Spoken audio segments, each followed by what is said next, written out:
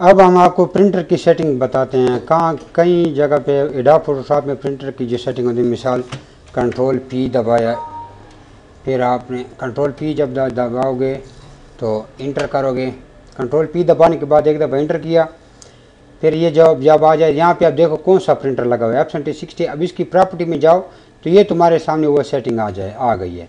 एक तो यहाँ पे है। दूसरी सेटिंग आपकी ये है, ये सेटिंग आपकी पक्की रहती है,